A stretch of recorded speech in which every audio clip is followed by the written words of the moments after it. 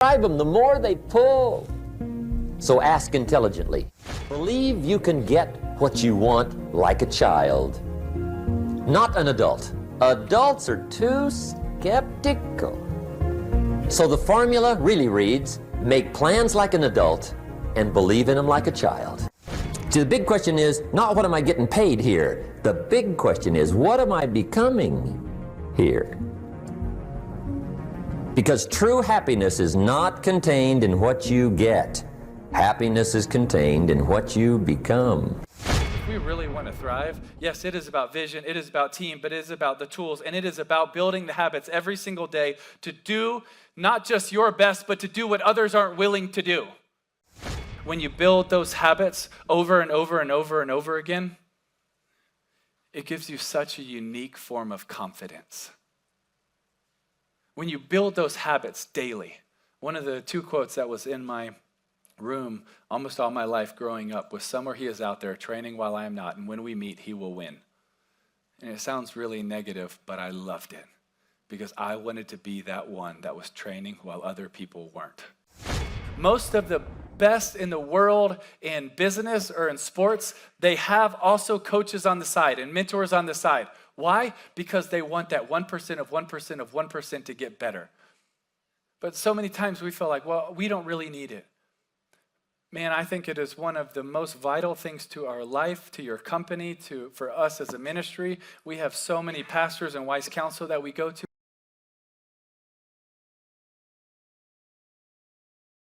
Some shows don't need a celebrity narrator to introduce the show, but this show does. In a world filled with endless opportunities, why would 2 men who have built 13 multi-million-dollar businesses altruistically invest 5 hours per day to teach you the best practice business systems and moves that you can use? Because they believe in you, and they have a lot of time on their hands. They started from the bottom. Now they're here. It's the Thrivetime show starring the former U.S. Small Business Administration's Entrepreneur of the Year, Clay Clark, and the entrepreneur trapped inside an optometrist's body, Dr. Robert Zillner. 2 men, 8 kids, co-created by 2 different women, 13 multi-million-dollar businesses. We started from the bottom, now we're here. We started from the bottom and we'll show you how to get here. Started from the bottom, now we're here. We started from the bottom, now we're here. Started from the bottom, now we're at the top. Teaching you the systems to get what we got. Colton Dixon's on the hooks, I break down the books. The seeds bringing some wisdom and the good looks. As the father of 5, that's why I'm alive. So if you see my wife and kids, please tell them hi. It's the CNC up on your radio. And now 3, 2, 1, here we go. We started from the bottom, now we're here. We started from the bottom and we'll show you how to get here. Started from the bottom, now we're here. We started from the bottom, now we're here. We started from the bottom, now we're here. We started from the. Well, folks, on today's show, I met a wonderful young lady who painted an incredible painting. And I thought to myself, this is an incredible painting. It was a painting or a portrait on a canvas of America's Mayor, Rudy Giuliani. And it really was a spectacular piece. And I thought to myself, who painted that? And then one of our clients was connected to this person, and I'll let her kind of share that connection. And long story short, the artwork is amazing, and I thought, wow, we need to get her on today's show. Cristen, welcome on to the Thrivetime show. How are you? Good. How are you? Thank you. I'm very excited to have you on the show. And for people that want to look you up, do you have a website where people can go to find your work? I do not have a website. I do have an Instagram called Cristen Ashley Fine Art, and it's spelled CristenAshley. Okay, and so Fine Art. Fine art. Okay, let me pull that up real quick here. Somebody is going to be Google searching that with me right now. So I'm going right now to Google. I'm putting it up on the screen. Give me 1 second here, putting it in. Okay, somebody else out there is having the same thought. We're going to find you. Okay, you're on Instagram. Cristen Ashley Fine Art on Instagram. Is that you? Yep, that is me. So how long have you been painting? Tell me about your painting and how long you've been doing it. So I'm self-taught and I've been drawing and painting since before I have memories of it. My aunt has a sketchbook from whenever I was 2.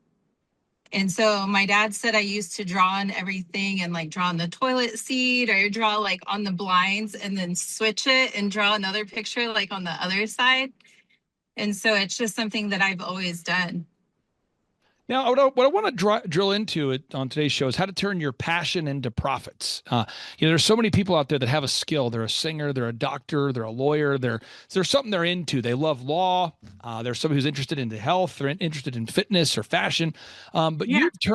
you've really focused and been intentional about turning your love for art into an actual business or into an income stream. How did you first go about turning your passion into profits? Or when did maybe you first start selling artwork? So I started selling artwork, I would say maybe 10 years ago. And I started off small commissions, like doing chalkboards, and then, somebody would want a portrait of their dog or something like that. And then my skill would grow as people would commission me. But I think my biggest thing is having a purpose behind the art. And so like the Eric Trump piece that you have, or the Trump piece, doing the fight, fight, fight. Oh, I think, yeah, that's like right on the top. And there's Alina Haba there. I just started doing portraits then. And I think that's from like 2 years ago. And so like the next piece is a retirement piece for an officer. And so I really like to have meaning behind my art. And then you can see the howitzer, the Marine piece down here. Yeah. And so my grandpa, he's 89. He is a Vietnam vet. And so he told me kind of what to put together for that piece. But I like to tell people that I came up with it by myself. So they look at me like, sure you did. Now, you painted a really nice kind of a Clark Griswold / Clay Clark combination there for us that we now have in the lake cabin.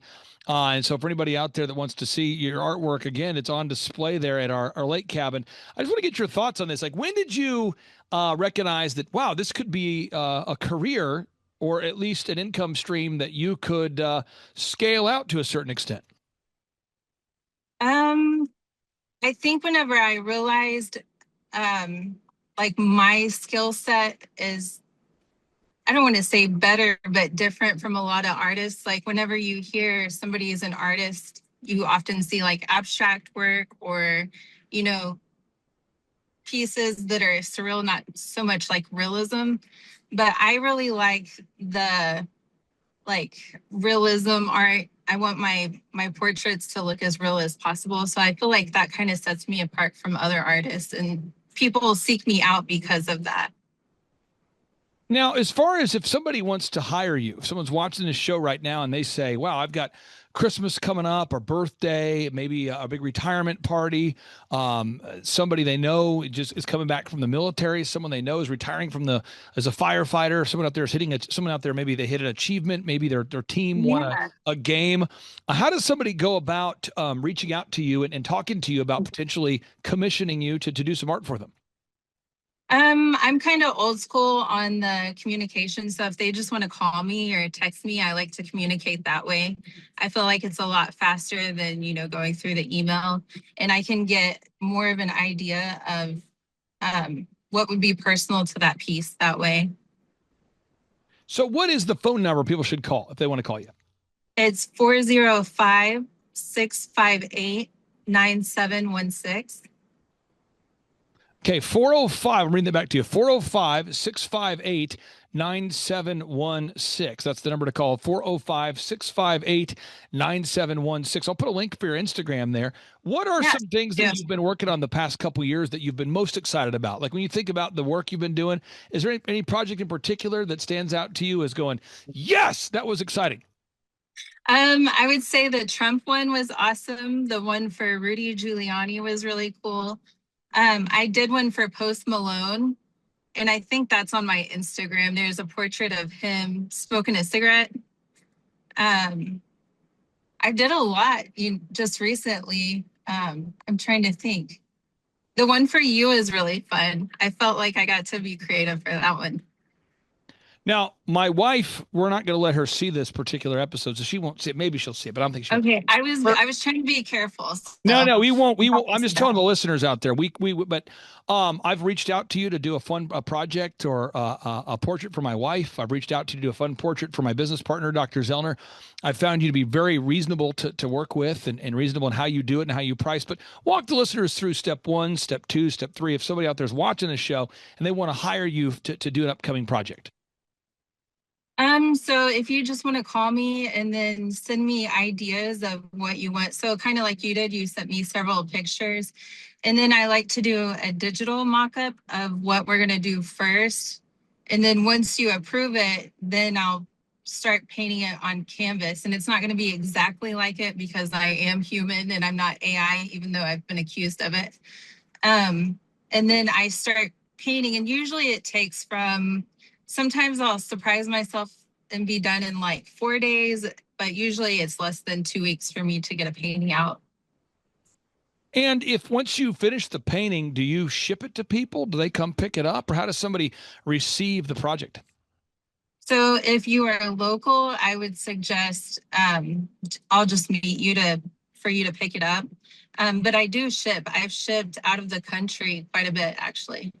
How long do you think the process would take from the time that somebody reaches out to you to the time they get a finished piece? Usually before 2 weeks. Okay, yeah. Sometimes like within 4 days. I'm just absolutely blown away with the quality of the work you do, the passion you put into it, the professionalism with which you handle the entire process. I've been very impressed. And so I reached out to you to do a couple more projects for me. And the way that I am, because of my kind of eclectic artistic brain, I'm sure that I'll be continuing to hire you as long as you'll take money from me. So I appreciate you. Well, Your work is awesome.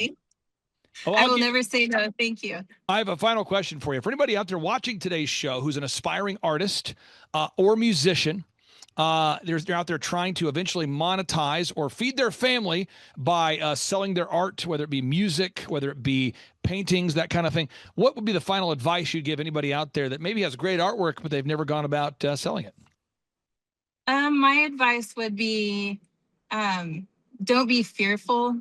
There's been a lot of times where people are like, oh, you're the starving artist, or what do you do for a real job? And then I get to, pull up my Instagram and show them the pictures and they're like, oh.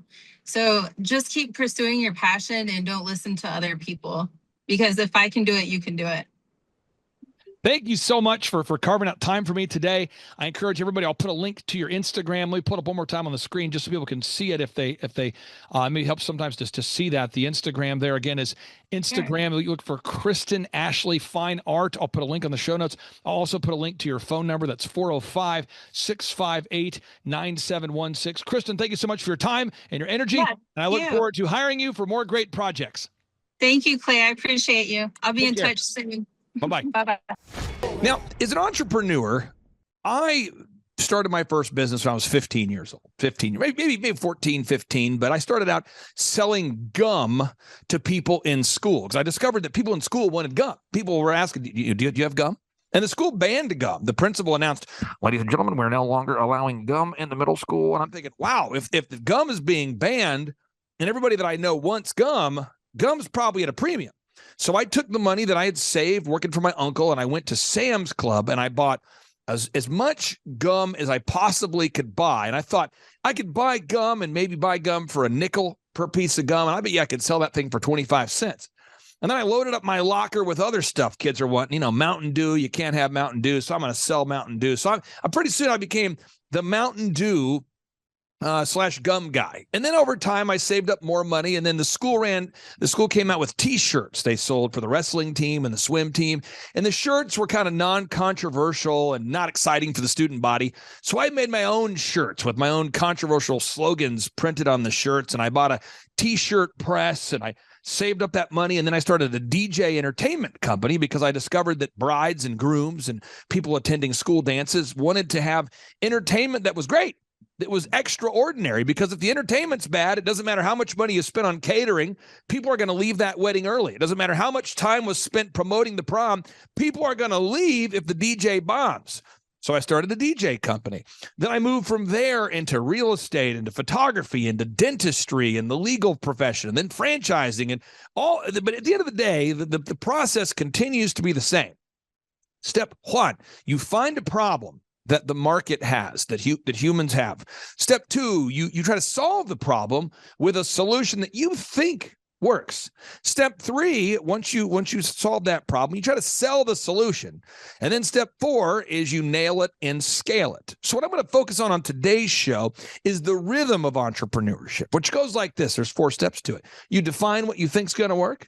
You act, you measure, you refine. Everybody, you define, you act, you measure, you refine. Everybody, you define, you act, you measure, you refine. And you don't get emotional about it. You make your first prototype and it's not really great. No one likes it. And then you think, you define what you think is going to work. Then you act, you measure, you ask the customer, do you like it? You see, did we sell any of these things? And you define, you act, you measure, you refine, and you keep doing it. And eventually you have a product that 2 people want. And then 10 people want it. And then pretty soon, hundreds of people want it. And on today's show, we're interviewing an entrepreneur who has defined what he thought would work. He acted, he measured, he refined it. He's always refining. He's always making it better. But he's gotten to a point where he is now building an empire selling this bolt-on bedroom. If you're listening out there today and you want a bolt-on bedroom, you want to add on to your space and place, but you don't want to pull a permit, this product may just be what you're looking for. So I'm hoping to teach you a little bit about entrepreneurship today. And I'm hoping that also we may be able to provide a solution for anybody out there that's looking for a bolt-on bedroom. And so without any further ado, the founder of Bunky Life, David Frazier. Welcome on to the Thrivetime Show. How are you, sir? Doing awesome, Clay. Thanks for having me. Brother, I got to ask you here, when you defined that you thought, man, I think people would want to buy this Bunky Life product. Do you remember where you were when you had that thought? That's a great question. Well, it was, I actually remember exactly where I was. I was in my backyard because I built my own little bunkie for my own family and then started renting it out on Airbnb. And then the next natural thing is, hey, make me a bunkie. So it just became this really quick bit of customer feedback. They're kind of renting it, but then they said, hey, can you make one for my backyard?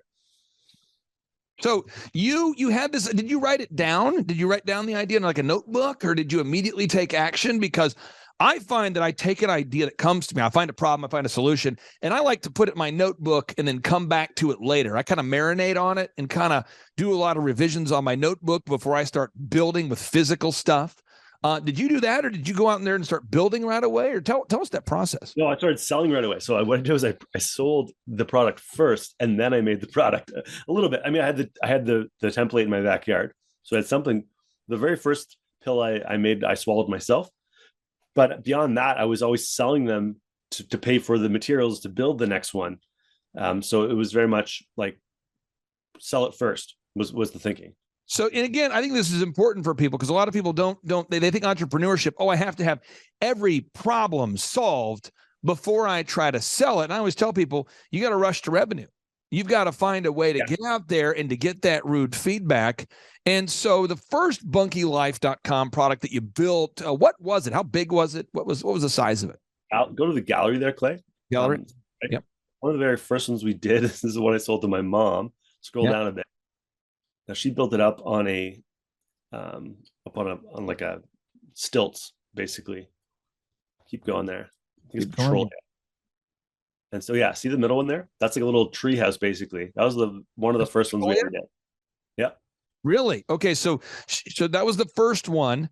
And how did you go from that first Bunky product to your second? How did you move to your second house? So I think I was advertising on like the Canadian version of Craigslist. Hey, would you want this? And I had a couple pictures of mine and a couple pictures of my mom's. And then I got a few people to bite that way. And then from there, the real like launch was that winter.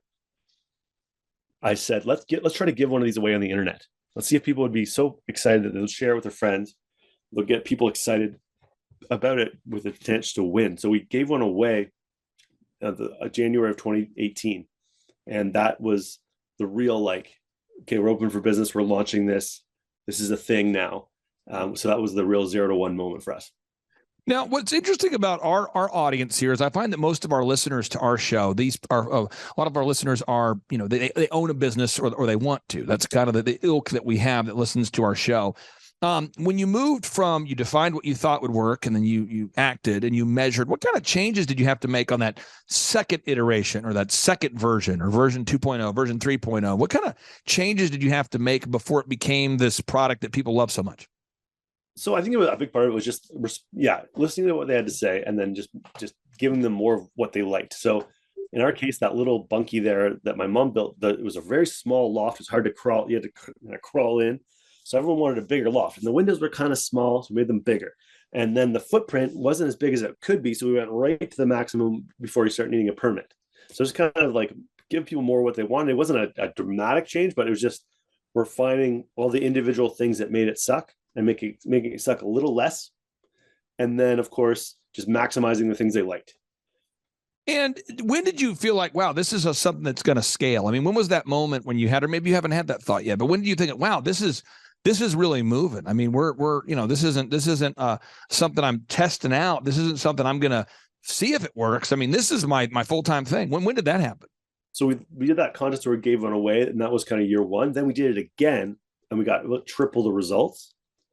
And that was when I realized, okay, we've got like a good exponential curve going here. I think this could really work. So every year I would double or triple down on what I put into it. And then I would try to get at least double or triple out what I got out of it. And so that happened for 3-4 years. We were doubling every year basically. And that was when I realized, okay, this is a product that, previously it was just like a local thing. Like you go to the local shop and you buy your local shed from some guy named Chuck at his lot. I'm realizing, okay, we could package this, we can ship this. This could be something that could really reach a larger, wider geographical area and audience. So right now, our listeners, a lot of our listeners are hearing this and they're going, wow, maybe this is something that's a good fit for my family. Maybe not, So walk us through this, because on part 2 of today's show, we're going to do an interview with Damon John, the founder of FUBU, and he's going to tell us how he built his multi-million-dollar business, how he built his empire there. Most people know him from the Shark Tank, and we're going to get into that. But what I love about your story is that you're building it. We're watching it happen right now. We're participating in this. If our listeners want to team up with you, celebrate you, buy something from you, how do they go about doing that? What does that process look like? So I think the first step would be, figure out if you're the right fit for what we're doing. We have a little quiz. It's called, Are You Ready for the Bunkie Life? And it's 10 questions, yes or no. Takes about 3 minutes, not even. And then you can figure out, do you have enough knowledge? Do you have the actual space? Do you have the budget? Do you have all the things that you're going to need to pull this off? Do you have the skill? So you're going to figure that out. And then we're going to be able to have a conversation, which one's right for you? How do we get it to you? All these fun things like that. And the way you can do that is go to bunkielife.com/clay, CLAY. Okay. And then we'll know that you came from the Clay Clark show. bunkielife.com/clay, bunkielife.com/clay. And so again, if I go there, what kind of money are we talking about, to spend if I'm thinking about getting involved with you? What kind of money is it going to cost to buy one of these? Probably about 5 to 13K. And do you spend money on, do you have like a financing service available? I mean, have you built that relationship where if somebody's listening and they want to finance it? If you want to finance the bunkie, turn into monthly payments, then we have partnerships that can make that happen for you. Absolutely. So what would you say to the entrepreneur out there that's, on the fence about taking their idea and turning it into into a business or to a product? What would you say to anybody out there that's having those entrepreneur dreams, those visions? What would you say to anybody who's, on the fence of thinking about starting that new business? I would ask them, what is the quickest thing you could do today to figure out if this works or not? Rather than having this dream that you spread it over 9 years and never actually pull it to the market, get it in front of a person with a checkbook in hand or cash in hand and figure out how you can get to a yes or a solid no as quickly as possible. Rather than like having this thing that you kind of like drag out, I would just how do you get it sold as quickly as possible? That's powerful. Brother, I really do appreciate you carving out time for us. And again, folks, that's bunkielife.com. I'll put a link where they can take the quiz to see if they're a good fit for you. Again, that's David Frazier. That company's bunkielife.com, home of the bolt-on bedrooms. David, thank you for joining us today, and we'll talk to you next week.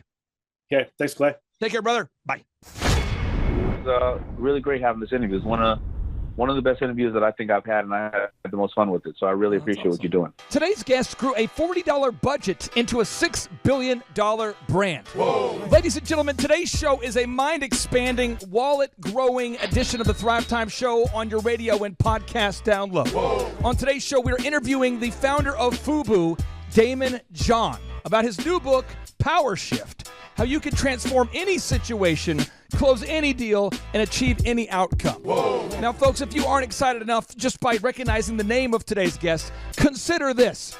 On today's show, Damon John's going to teach you how to make a lasting connection. He's going to share with you about his favorite old school jams. Whoa. He's going to share with you how both he and his mom had already won the mental battle because they were all in when it came to putting their home up as collateral to build the FUBU brand. Whoa. He's going to share with you how they sold all of their furniture to make room for the factory equipment they needed to move into their house to make the brand happen. Whoa. He's going to share with you how we sold FUBU at trade shows without having a trade show booth. And that's the truth. Whoa. He's going to explain how he did not let dyslexia stop him from turning his dreams into reality. Whoa. He's going to share with you about how it took him from 1989 to 1997 to build FUBU into a sustainably profitable business model. Whoa. He's going to share with you about President Obama's nasty jump shot. He's on fire! Obama. He will teach you why he's a prolific note taker. He also shares with you why approximately 50% of the Shark Tank contestants do not really know their financials. Whoa. On today's show, Damon John will share with you how Tim, the owner of the local corner store, was actually his first real deal mentor. I want to talk to you and talk to everybody out there about what I have learned is the most important and efficient way to get where you want to be. It's to visualize. Some shows don't need a celebrity narrator to introduce the show, but this show does. 2 men, 8 kids, co-created by 2 different women, 13 multi-million-dollar businesses. Ladies and gentlemen, welcome to the Thrivetime Show. Now, 3, 2, 1, here we go! Started from the bottom, now we here. We started from the bottom and we'll show you how to get here. Started from the bottom, now we here.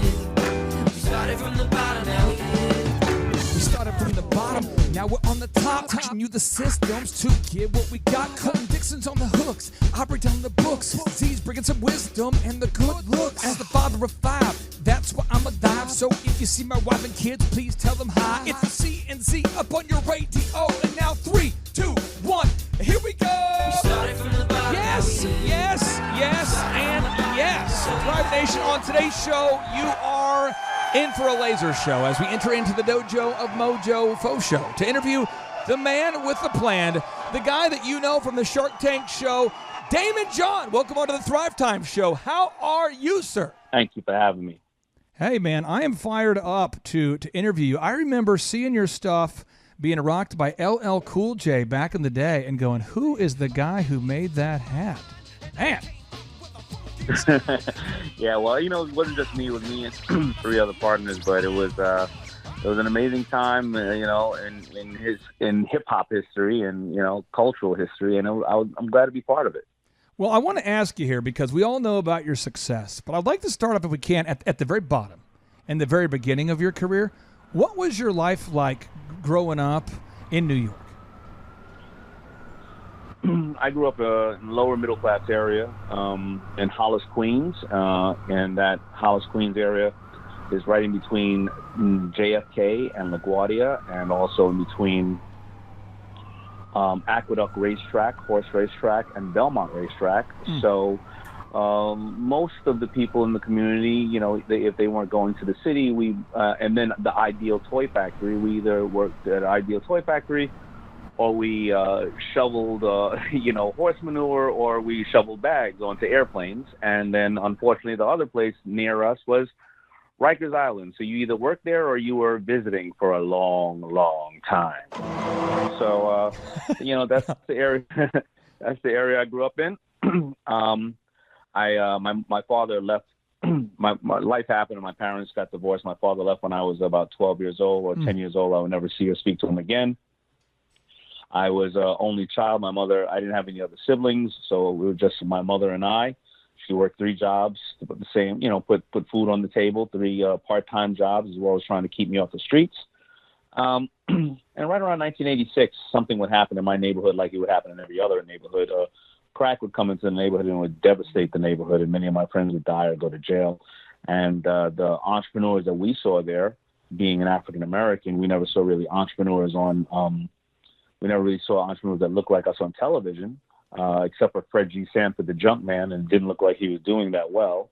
We would see entrepreneurs called drug dealers in our neighborhood, and many of us would want to emulate the thing closest to us.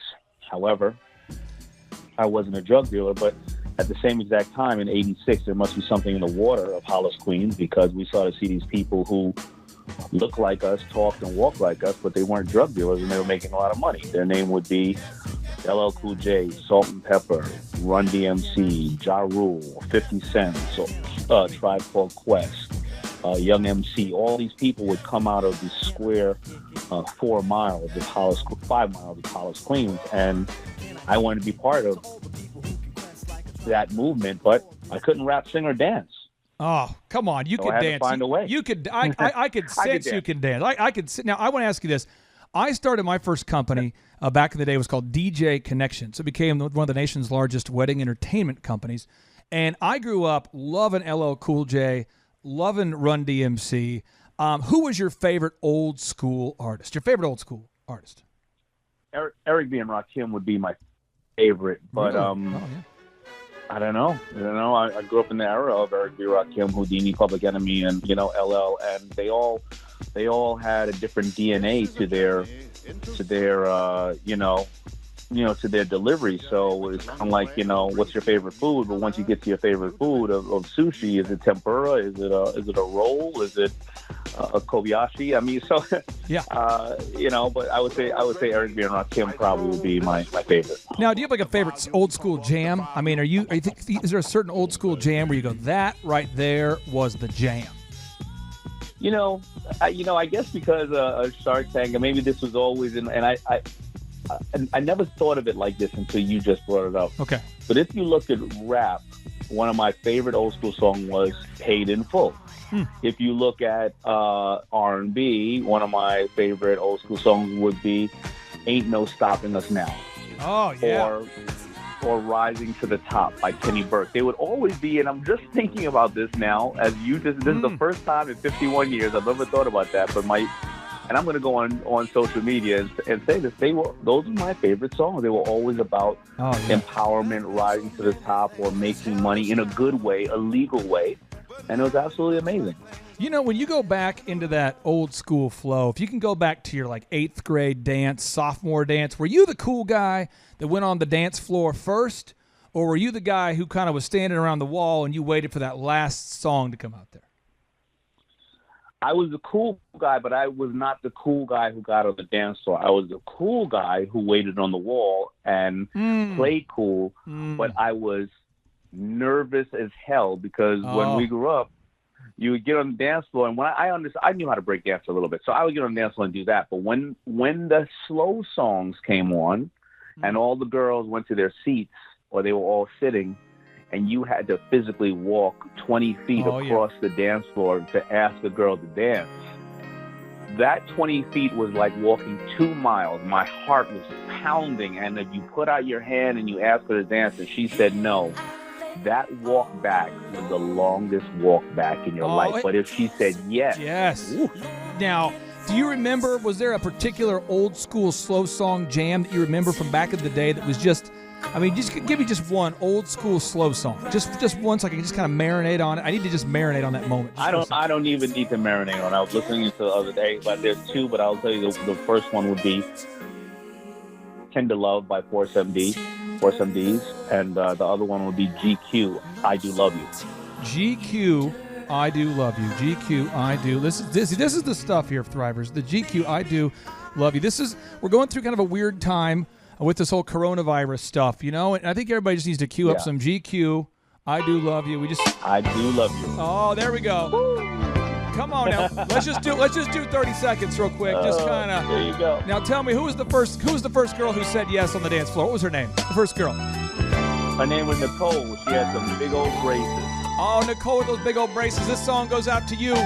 From me to you. And from the entire Thrive Nation, we dedicate this song to you because you're kind of a big deal. Oh, man, it's beautiful. Did you have disco ball? Do you have a disco ball and black lights? Oh, yeah, of course. Oh, man. Was it in a gym? Was it in a gym or where was it? It was in the lunchroom.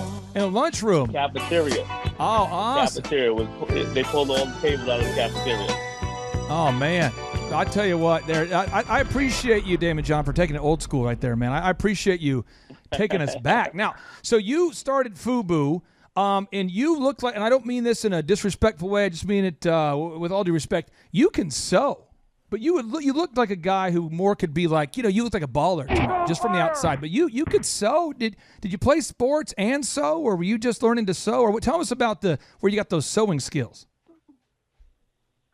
I think that I didn't play sports. I loved baseball, and I wish I could, but I got caught up in the love of hip-hop. I think that if you look at Malcolm Gladwell's Outliers, most of us in the industry who've gotten to a certain level, whether it's Diddy or Jay-Z or myself or Latifah, we were at that ripe age where we were young enough to do anything we want, but not old enough to have to pay bills.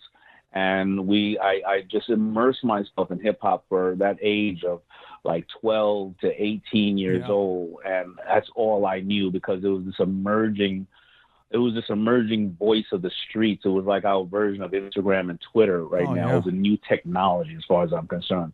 And I learned how to sew out of necessity because when you were a break dancer or a hip hop kid, you would go and buy clothes that you would need to reinterpret for the streets. If you're a break dancer and you're doing windmills, you can't have a lot of looseness on the bottoms of your jeans. So you would have to be able to take a straight line and tighten the bottom of your jeans so they didn't hit against each other when you were breakdancing. Because you didn't want your clothes to fade a lot of times, and you had to iron your clothes, and you get in your jeans or your pants, you get 9 creases as the front of the line, and you don't look well kept. Well, if you would do a permanent crease and sew a small stitch and pinch just the front of your pants all the way down to the bottom, then you would be able to. So I started to learn how to do just really straight lines to alter my clothes, but it wasn't glamorous being somebody who could sew a little bit when I decided to start sewing hats and come out with clothing, because in '89 when I first came out and I started selling hats on the corner, my friends who were drug dealers and everybody else, at that time, the perception of a designer, like you're saying, I look like a young guy who, can hang out and do other things. You're a cool dude. You're a cool dude. You look like a beautiful man, a cool guy. The guy everyone says, that guy's cool. But I wouldn't think you could sew. I was always cool dude in school. And then when I started sewing hats and stuff like that, the hood guys who were trying to keep it real, and my hands are up in parentheses right now. Yeah. They stopped talking to me because they thought at that time the perception of a man in fashion was an Italian flamboyant gay guy. Yeah, absolutely. So they thought I was gay, and they really you went with it. Started distancing themselves away. In the hood, listen. It is what it is, and there's a lot of people who have different sexual preferences, and I have no issue with that. And I didn't have an issue back then because actually my uncle was gay, and when I was always an independent kid, and I said, you know what, I'm an only child anyway. I didn't have no siblings. If you think that I'm gay, and if you don't like gay people, then I won't hang out with you either. Screw you. And I really got shunned from all the guys. They just said, hey, don't hang out with him. Now let's talk about this. Now, once you started making these hats, you reached out to LL Cool J, who was one of the coolest dudes in the world. How did you get a hold of him, and then how did you get him to start wearing the FUBU? Did you happen, because he is like, at the time, he was the GOAT, for hip-hop, for rap. I mean, he was one of the top, in terms of record sales. How did you convince LL Cool J to start wearing your stuff? Yeah, so LL was the ultimate at that time because there were only a dozen rappers in the entire world that anybody knew, and he was one of the top 4. But because he was going on tours and we happened to grow up next to him or around his area, probably about 8 blocks away, we would hear other kids and cousins and brothers of his or whatever who was going on tour being road managers or bodyguards, whatever the case is, and they would tell us where the next tour date is, and we would go up to the tour date, and we would just, I remember one time, I didn't know LL that well. He was like, well, who are all these kids? They were like, yeah, these kids are all from Hollis, Queens. He was like, all right, when he gave me a bag of his dirty laundry with underwear in it and said, you driving back home? Because we used to drive our own cars to like Troy, New York or Philadelphia. And he would say, take my underwear home to my grandmother to wash them. And we would be happy to take his underwear home. However, I put it in my new book, Power Shift. I know we'll touch on it in a minute. Here's how I did it. I realized that LL would never wear a shirt of mine because he didn't really know who I was, and I wasn't great. The brand wasn't out yet. But I had money for 50 shirts. So what I did with the 50 shirts was I made 50 shirts that were 5X and 6X because I realized one thing, that the large guys in my neighborhood, they had no choice of fashionable products. They only had Rochester Big and Tall, or they had to wear a white shirt or a big black shirt, and they all had to make custom products for themselves and cost a lot. I made 50 5X and 6X shirts, and I put my big logo on all those shirts. I gave it to all those guys, and because those guys are so happy to finally have somebody with fashion, a fashionable product, they would wear those shirts 10 times a month, unlike a cool kid who would wear it one time a month. Oh. And those guys ended up being in front of the red ropes in the clubs, bodyguarding LL Cool J, bodyguarding Run DMC, the ones in the front of the video. And after about a year of LL Cool J seeing all these guys wearing the shirts, he started to become accustomed with my brand. And then he said to one of those guys, hey, what am I, chopped liver? Why don't you see if, I'll take a shirt from him. And that was one of the introductions to LL Cool J. But I had to build influence with the people around him before going to him, because obviously everybody in the world was going directly to him. Now, before we get into your new book here, I know this about you. And I don't think a lot of people know this about you. You started to get some traction, and you said to your mom, or your mom said to you, somebody said to somebody, let's take out a mortgage, or let's take out some equity out of our home, or let's cut. And my understanding is you put your house up to get the $100,000 needed to turn to build a makeshift factory in your home. Is that correct? Or tell us about that. Yeah, so I would go out to the trade show and I would have a couple of shirts, and I would take $300,000 in orders off of those, the shirts that I had. I would come back and I get turned down by 27 banks. I didn't know what I was doing. And my mother said, listen, if you have $300,000 in orders, this is all we have is our nest egg. You've been working and putting as much money in this house as I have. Let's go out and take all the money we can out of this house. You then deliver the shirts and you make the $300,000 and you put the money back in. I have no idea how. My mother goes out and gets a $100,000 loan on our house, and our house is only worth $75,000. So shout out to moms with the creativity of a mother.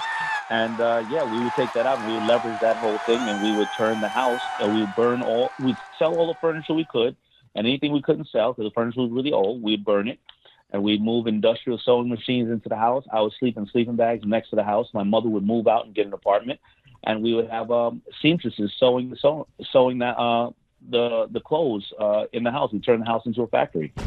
And after you turned your house into a factory, I understand that you would go to trade shows but not have a booth, and you went to the Magic Trade Show in Vegas without an actual booth, but yet you came back with orders. Well, real?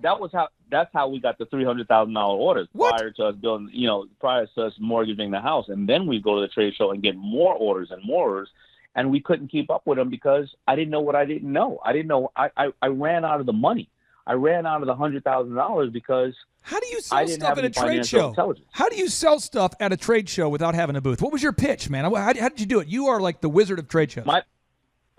My pitch is exactly what I tell everybody listening right now. If you have an idea and you build some kind of value in the market, and by marketing, you go out to a trade show, you don't get a booth, you walk around, you walk up to all the buyers, and you say, here's who I am, and here is my followers, or here's my sales, and you don't need a booth because you'll end up spending $20,000 on a booth. You'll be stuck in one place. You won't be able to rotate and work the whole show. I was working the whole show. And prior to even going to the show, I knew who my targets were, all the stores that were going out there. I would mail them a picture that I took of LL Cool J in our shirts, and I would say, you've seen it in the videos, and the kids have been asking for it. and Fubu will be at the trade show, but we're not going to have a booth. Look out for us. You're blowing my mind. You're just blowing my mind. Now, you sold, I believe, $350 million of annual sales with Fubu. I mean, you guys have got it to the point where have you hit $350 million of sales in a year before? Is that correct? Yeah, so right around 99, we started to about maybe 99. I mean, 1999, we started to hit about 300, 350. Oh, wow. And we would do that for about 4 or 5 years. And that's probably, those years, those are the good years of Fubu. 97, I think, end of 97 to around 2004. You know what? I'm going to give you a mega point. I'm giving you a mega point. There you go. 1 mega point for you. You get 1 mega point for every year that you do $350 million of sales. Now, let's talk about your new book here. Let's talk about your new book. And I have a couple of your fans, a couple business guys joining me in the studio who have some questions for you. So your new book, Power Shift, transform any situation, close any deal, and achieve any outcome. You obviously are busy with Shark Tank. People want you to speak, do consulting. Why write the new book? Well, what inspired you to write this new book, Power Shift, transform any situation, close any deal, and achieve any outcome? I think you just really said it, because I'm involved with Shark Tank and I do public speaking. And my last 2 books, listen, I'm dyslexic, and to come out with 3 books in 5 years is very challenging. I don't write a book just to write a book. I don't really need to. You kind of can see me on TV, right? So it's not for a vanity thing. But one of my biggest books were, The Power of Broke, You Don't Need Money to Make Money. Then I would come back with, listen, how do you maximize 24 hours a day? We all have the same 24 hours. And what I realized after that is the most commonly asked question after that was, well, how people were saying, I don't have any power. I'm just this type of person, or somebody took the power from me, or who's going to give me power? My boss is not going to let me, my husband or my wife, whatever the case. And I realized that people don't understand the power that starts with you. Nobody's here to give you power. I'm not going to come to your house and take you off the couch and make you more successful than I am. Do I want you to be successful? Yes, but I got my own damn days job, and I'm not going to do that for you. But power is something that we all have, and it's the ability to negotiate. The only thing that separates you from me, or me from somebody else, and who's successful or not, or more successful, is what they negotiated through life.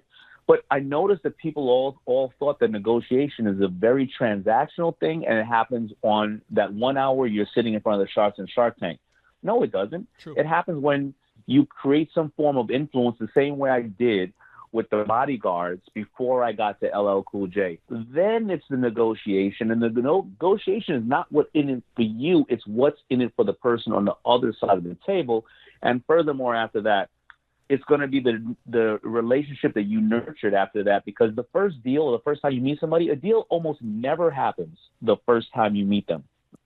It usually happens after various different forms of contact, after the person goes back and finds out how you've influenced them or other people, or the relationships that you've already nurtured, and they circle back and tell this person why you guys or you girls need to do the deal. And so that's what the book is about, and it's about giving people advice on how to empower themselves, especially in this day and age, whether it's getting the remote control away from your significant other, or getting a deal with, somebody that you want to work with. How long were you nurturing those relationships with bodyguards before you saw any fruit from it? About 5 years. I was nurturing those relationships. And I want to be very clear. I was nurturing before I had Fubu, because I always had known that I just always found a way to respect others in their position. And a lot of people don't realize the gatekeeper is often the significant other, the child, the mother, the bodyguard, the best friend. And I just always realized to be kind to others, and it would pay back in a large dividends after that. How long did it take Fubu to become profitable? I started Fubu in '89. I closed it down 3 times, from '89 to '92. Because I ran out of capital. I would finally get my deal with Norman and Bruce Weisser from Samsung Textile Division around early '97, and we started making profit in end of '97. So it took you 8 years to become profitable. Yeah, took us 8 years to become profitable, with a bunch of different closures and hurdles and various other things. Yeah. That's powerful. People don't realize, Tesla took over 10 years to become profitable. ESPN took over 10 years. Amazon took almost 10 years. Paul Hood, you kind of look like as cool as Damon John. I mean, you're a CPA, but you're a cool-looking CPA. You dress sharp. You two are very similar. What questions would you have for Damon John? You two beautiful people. You really think he's that handsome? I do. I've looked at pictures. I mean, you guys look like twin brothers. I tell you what, it's unbelievable. Beautiful. Yeah, we may need to get a picture together. Hey, so I got a question for you. So I grew up single mom, alcoholic father, blah, blah, blah. And I've read books that say a lot of successful people have kind of overdoting moms, like one book said that, hey, if I told my mom I was going to be a bank robber, she would say, baby, you'd be the best bank robber ever. Where do you think, talk to me about how you became when this first got started, because it sounds like you had tenacity, you didn't place your value on you and your beliefs based on what other people around you thought and said. Tell me how do you think you became that person to be able to elevate to where you are today? I think we have like-minded thinking mothers. I mean, because she told me the same thing. She told me, I was driving in the car with her one day, and she said, look around, and you can look at every single building, every single car, everything in this world was created with one person who had one idea that took one action. She said, why can't you do that? And I didn't have an answer for her. And being dyslexic, she always told me, that I can do anything I want to do, and she would support me. And she said that, she would say to me one day, some stuff like, you go out there and do what you can do. And as long as you put the most effort into this thing, I'm going to put the most effort into anything that I can do to support you. And, don't get me wrong, I didn't value it sometimes until one time, I would let her down or stuff like that. And I would see my mother just so depressed. Not the fact that I failed, but the fact that my attitude was that it was okay to fail and that I let her down. And I would never want to see her brokenhearted like that again. And I wanted to make sure that I did the best for her because I saw how much she worked and how she was busting her butt. So I think we have, like-minded mothers. Listen, my mother would send me away to a different city or country every single year because she wanted me to see the world. I would stay one summer in Barbados, the other one in Hawaii, and other places. Now, most people listening to that right now will be like, wow, well, your mother was rich. No, my mother wasn't rich. My mother would do this. She would have a female friend that lived on a naval base in Oahu. She would say, can you take Damon and I will take your son over here in Queens. And then my mother would buy a 17 connecting flight from New York to Oahu that would cost $100. She would buy it 3 years earlier. It would take me 2 months to get there, but I would get there. And that's just what it is. Mom was a hustler. Now, David, John, I want to know, and your mom sounds like a great lady, but I just want to know how great she was. Did your mom ever send you to Tulsa, Oklahoma, to experience the culture and the sod farms we have out here? No, she didn't. I didn't get there until I was older. Come on, why would she not send you to Tulsa? She did send me to California one year, the wine country. I forgot where it was, but it was, I was about 11 years old and I didn't drink any wine, and I was in that desert. I felt like I was dying. But other than that, yes, she would send me anywhere she could. Have you been to Tulsa, Oklahoma? Have you been out here yet? I have been to Tulsa, Oklahoma. I was there. I think it was one of my last trips before this tragic situation. Yes. Okay. So, and where are you today? By the way, for all of our listeners out there who are navigating this coronavirus together, where are you right now? I am in Miami, Florida. Okay. All right. Well, Corey Minter, this guy, Corey Minter, he has built one of the Midwest's top staffing firms. And Corey, I'm sure you have a question for the shark, for the founder of FUBU, Damon John. What's your question? Oh man.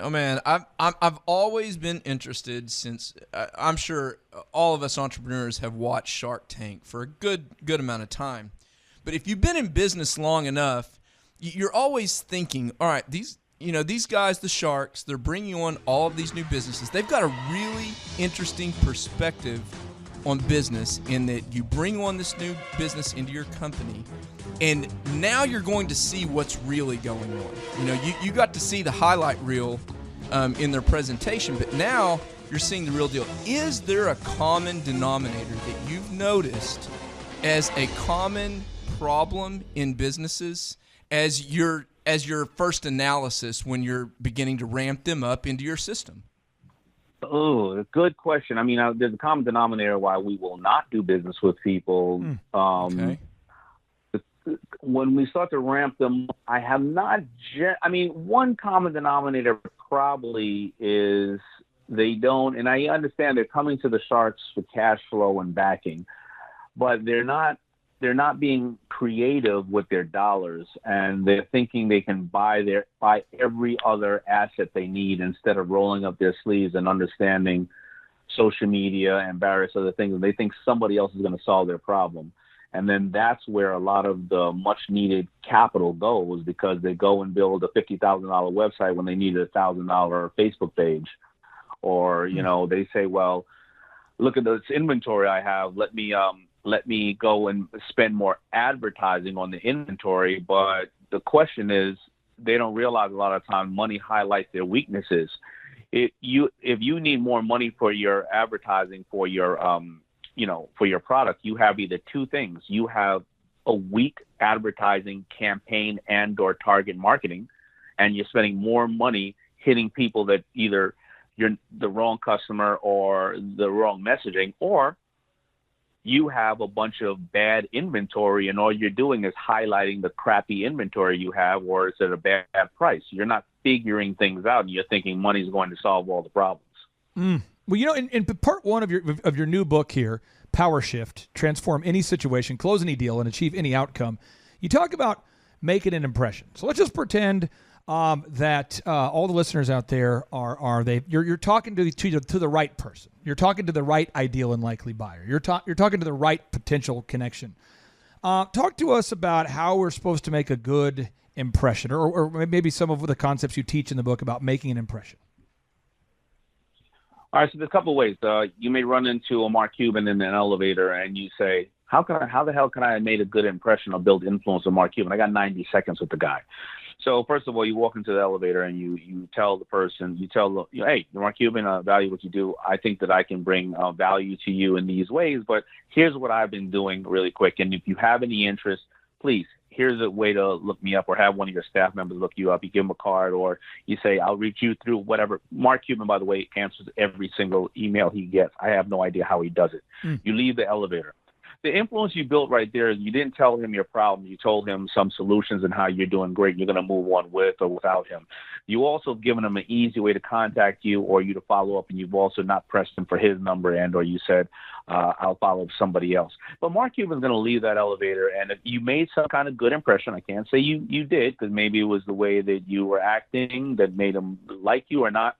He's going to look you up on his phone, or he's going to have somebody else look you up. Then they're going to scrape through all your social media, and they're going to look not only about you, but they're going to look at who you hang out with. What time are you doing these things? Because when I look through social media, I've literally seen people who will pitch me on their companies. I pulled them up, and their husband was on next to them at a dinner party wearing a T-shirt with a Confederate flag.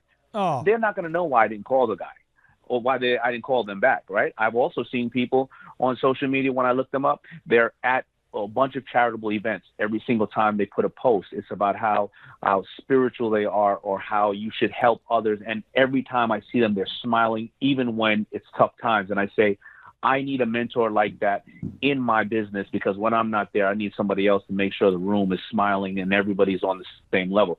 So that's how you can build influence in those situations. When you walk into a meeting, though, however, you really need to try to understand the target, what's in it for them. And when people say no, you say that when you're asking, you're pitching, you can say, what is in your way? What is making this difficult for you? How can I make this easier for you? People will generally tell you exactly what's their challenge. They may be saying no, not because they don't like you, because they're overwhelmed. They don't have a person in that area of the business.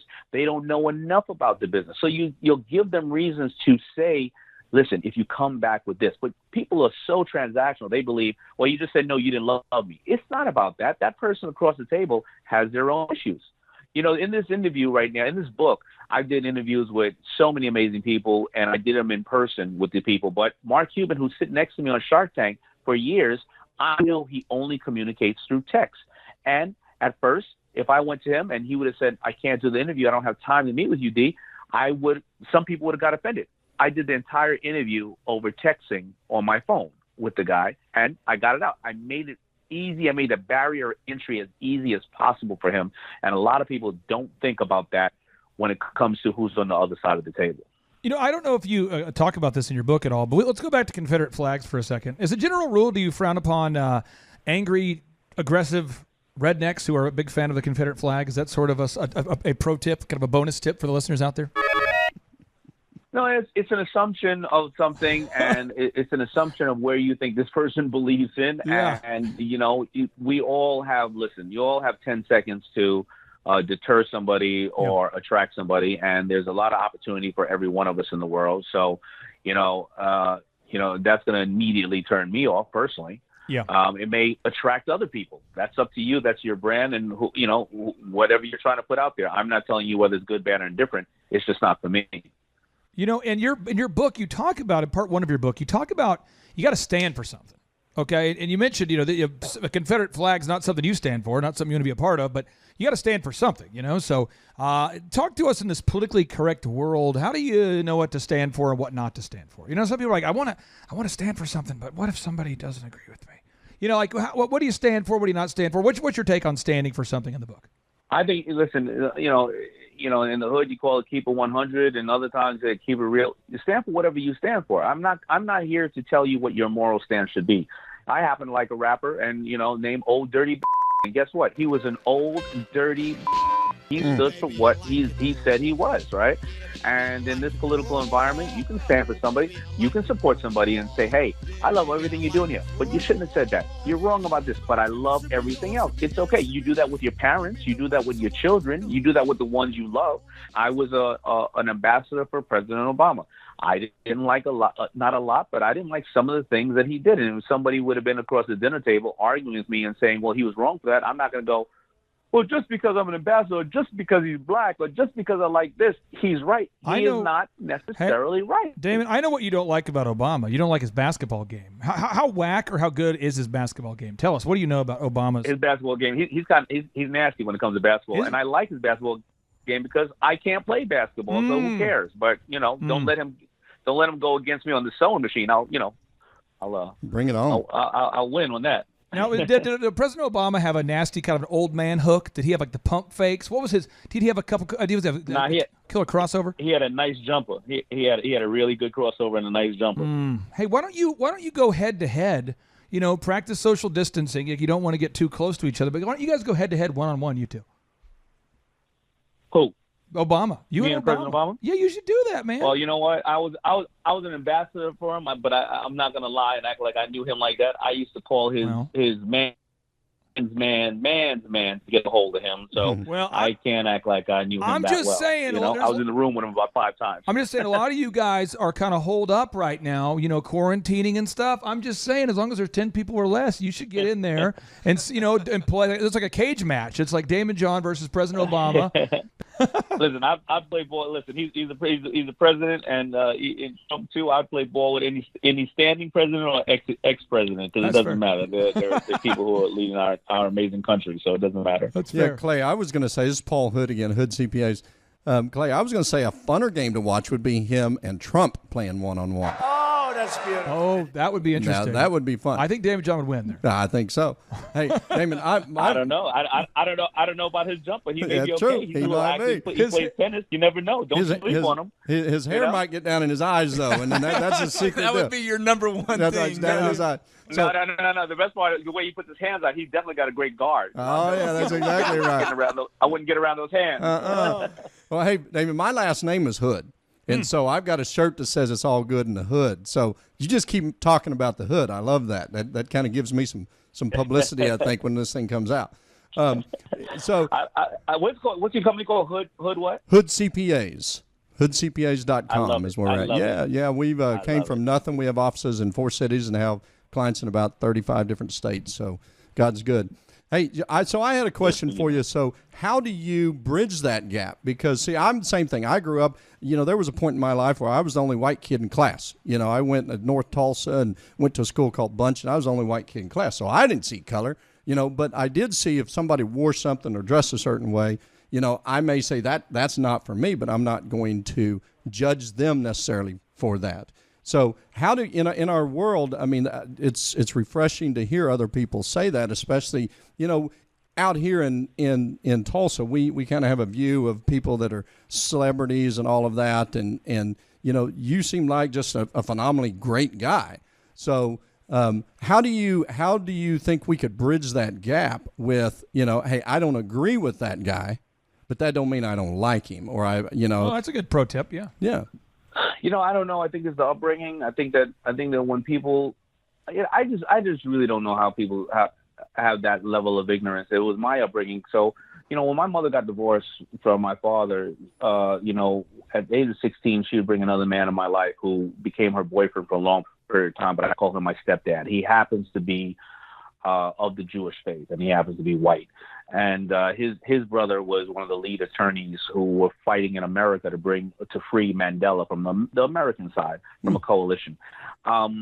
He taught me a couple of things. He taught me that love doesn't come in a color or a gender, and he told me that he showed me, through love, that white people are just as crazy as black people, and we all have our same issues, and we all have our same aspirations and our love.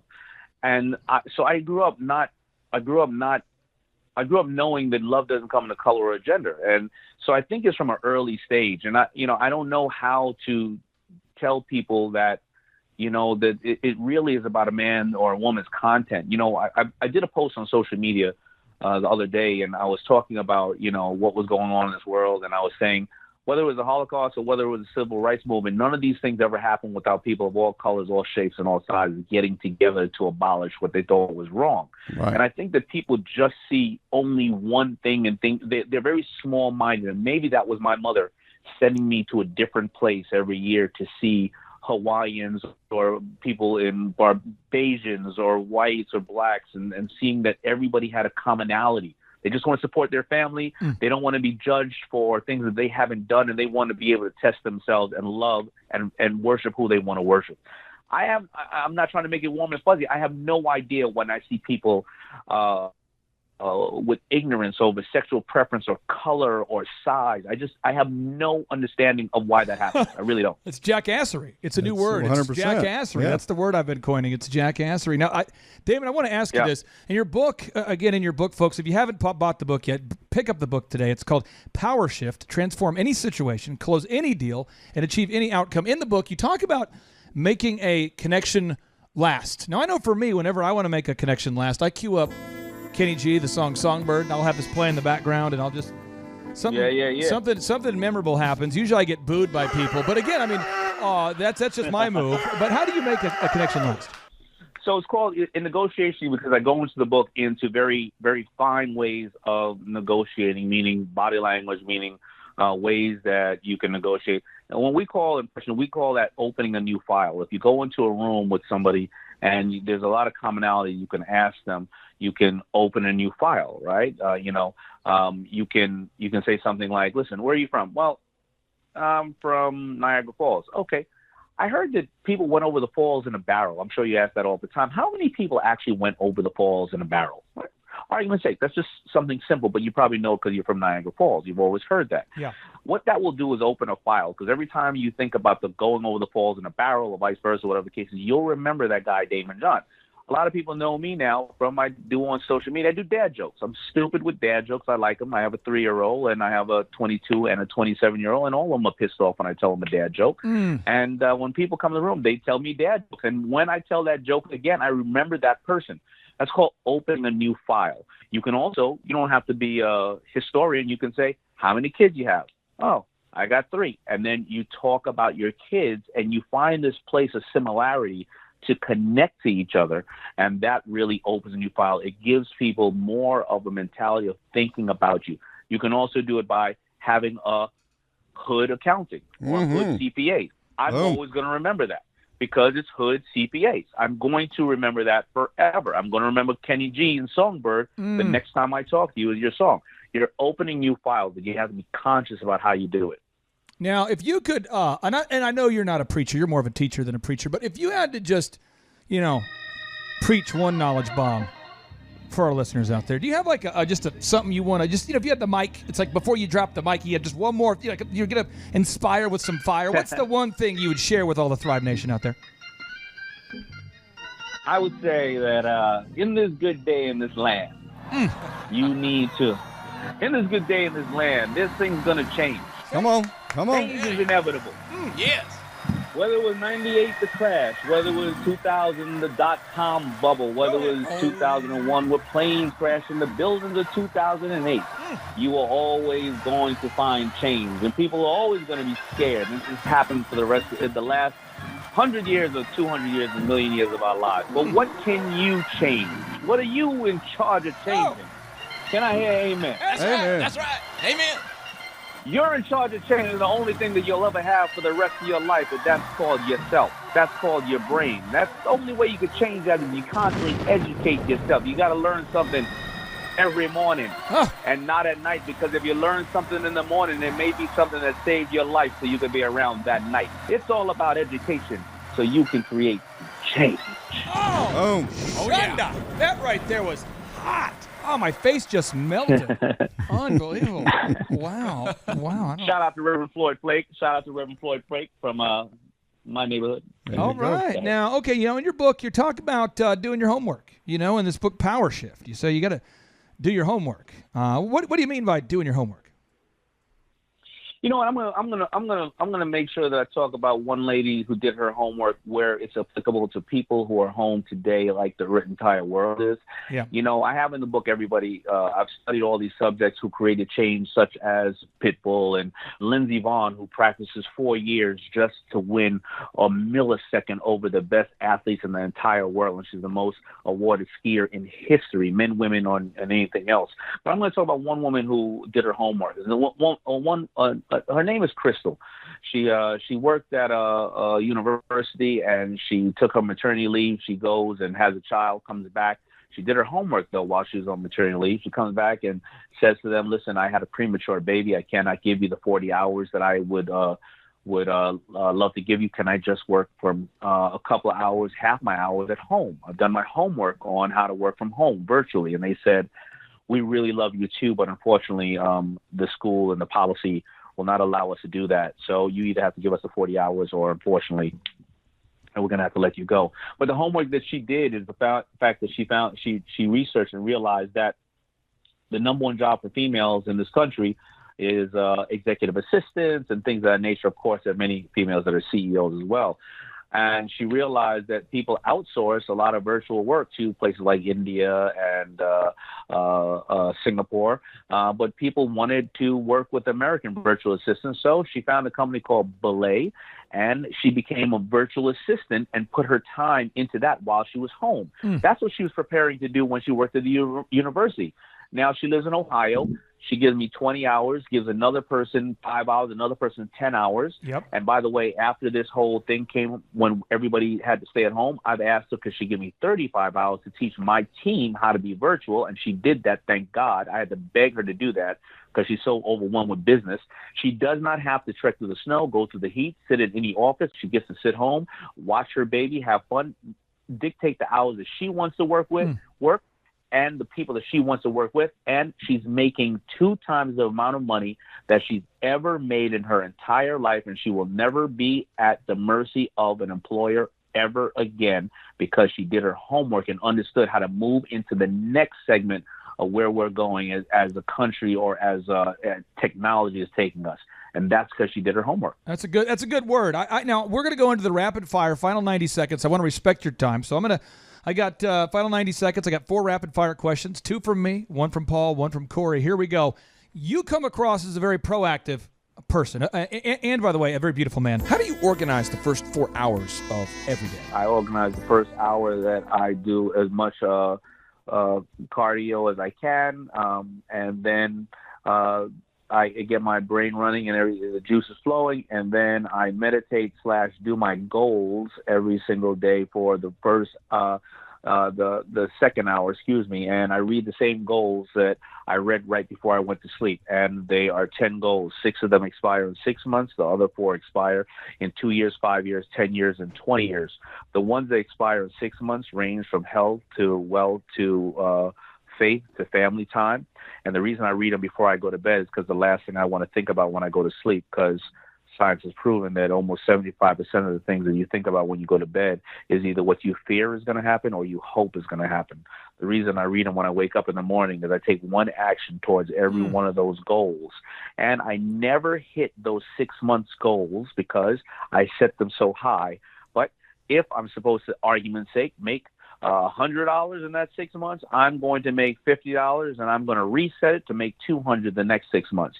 Then after that, I spend about an hour on the phone answering all the things that I can do without being in the office or the plane or the train, so I can have some silence around me and not be disturbed by anybody else. And then after that, I would probably eat my first meal, which would be around lunch. Wow. Okay, that right there, folks. The first hour, cardio. The second hour, planning goals. The third hour, making calls. And then after that, eat some lunch. Okay, I'm getting this. I'm taking notes here. So making calls. Okay, making calls. I'm typing this up here. Making calls. And I wish I could tell you that. I wish I could say that it all ran that smooth all the time. Yeah. Because half the time I'm running, to a plane or whatever the case is. But if I can get that day in 50% of the time, I'm already ahead of the game. Okay, so here we go. Now, my final question that I have for you, and then Paul has a question, and so does Corey. Is